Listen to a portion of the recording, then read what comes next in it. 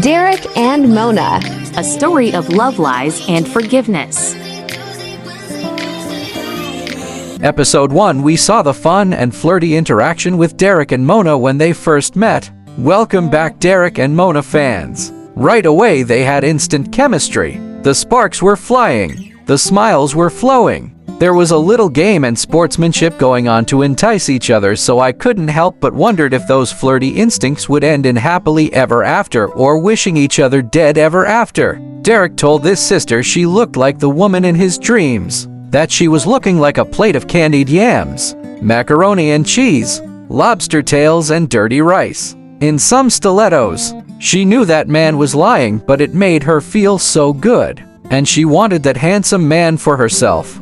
So she opened the door for the player, let him walk right in. Oh, don't worry about Mona. She's a playa too. After all, she was the one put that thing together. This episode, let's see if social media's favorite players are still as excited about each other as when they met. 'Cause you know you can lose a person's interest if you blink wrong these days. That's a fact. Dr. Quame is never wrong. But something is telling me that Mona isn't about to let Derek go anywhere. I'm glad I came, said Mona, because I really almost didn't.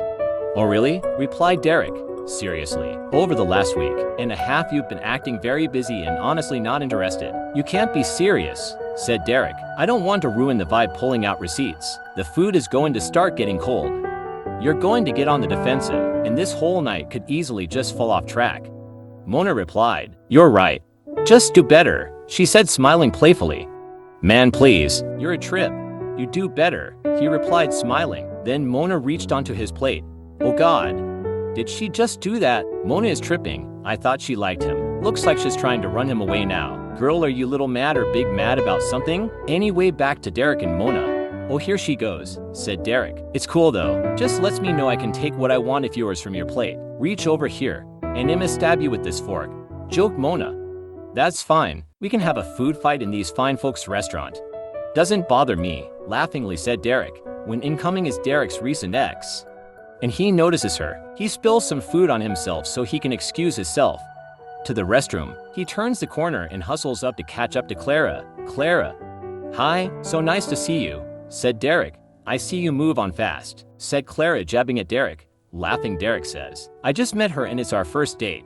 Nothing serious. You know he'll never get over you, girl. Smiling intensely. MMHM, says Clara jokingly, but seriously, it's great to see you. You look amazing as always. Just do me a favor. Do not come sit over on this side, said Derek.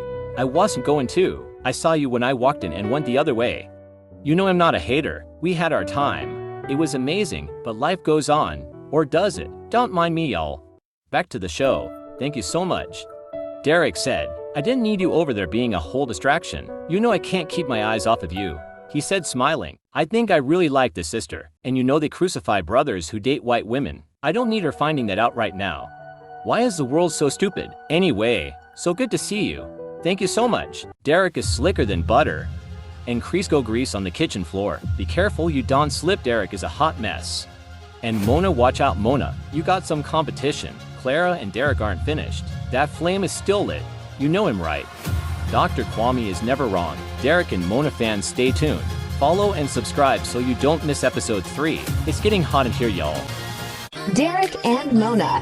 A story of love lies and forgiveness.